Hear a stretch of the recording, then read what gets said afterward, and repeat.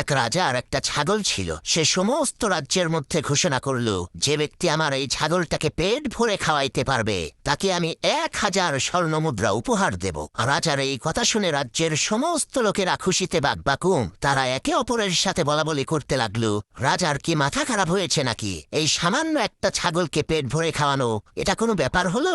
তো ঘোষণা অনুযায়ী একে একে লোকেরা রাজ দরবারে উপস্থিত হয়ে বলতে লাগলো, রাজামশাই, আপনার ছাগলটা আমাকে দেন। কিসমিস, আখরোট আর কাজু বাদাম দিয়েই আপনার ছাগলের পেট আমরা পূর্ণ করে দেব। লোকদের এই কথা শুনে রাজা বললেন, ঠিক আছে, আমার ছাগলটা তোমরা নিয়ে যাও, কিন্তু মনে রেখো আমি কিন্তু চেক করে দেখব ছাগলের পেট ভরেছে কিনা। তোমরা যত খুশি ছাগলটাকে খাওয়াও, কিন্তু আমার সামনে এসে যদি ছাগলটা কোনো কিছু মুখে দেয় তাহলে কিন্তু তোমরা ফেল, তখন কোনো পুরস্কারই তোমরা পাবে না। তো কথা অনুযায়ী লোকেরা সেই ছাগলটাকে নিয়ে গেল এবং সেটাকে জনমের মতো ঘাস লতাপাতা খাওয়ানোর পর যখন রাজ দরবারে নিয়ে আসলো, তখন রাজা দেখে বুঝতে পারলেন যে এই ছাগলের পেটের মধ্যে তিল ধরার জায়গাটাও নাই, খাইছে তো জনমের মতো।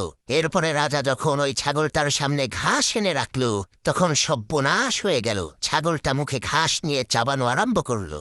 এইভাবে যারাই রাজার ওই ছাগলটাকে নিয়ে যায় সবাই ফেল করে, কেউ আর পাশ করতে পারে না। একদিন সকালবেলা এক বৃদ্ধ লোক রাজ দরবারে এসে রাজার ওই ছাগলটাকে নিয়ে গেল।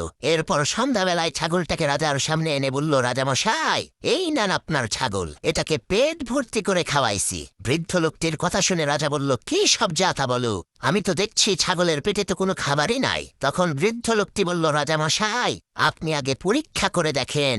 লোকটার কথা মতো রাজা ছাগলটির সামনে ঘাস এনে রাখল, কিন্তু দেখা গেল ছাগলটি ঘাস দেখে মুখ ফিরিয়ে নিচ্ছে। তখন রাজামশাই অবাক হয়ে ওই বৃদ্ধ লোকটিকে জিজ্ঞেস করল, কি অদ্ভুত কাণ্ড, যেই কাজটা কেউ করতে পারলো না তুমি সেই কাজটা কিভাবে করলে? তখন সেই বৃদ্ধ লোকটি বলল, রাজামশাই, এই ছাগলটাকে আমি বাড়িতে নিয়ে তার সামনে ঘাস দিয়েছি।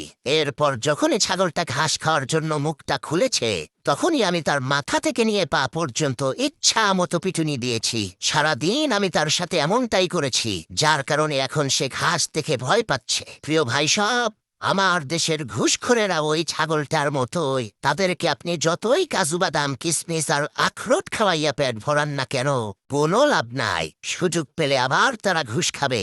কবরের ফেরেশতাদের হাতে মাথা থেকে নিয়ে পা পর্যন্ত আর পা থেকে নিয়ে মাথা পর্যন্ত পিটুনি খাওয়ার আগ পর্যন্ত তাদের ঘুষ খাওয়া আর বন্ধ হবে না। প্রিয় বন্ধুগণ, এই কথাটা শুধুমাত্র ঘুষখোরদের জন্য ছিল না। বুঝলে বুঝপাতা, না বুঝলে তেজপাতা।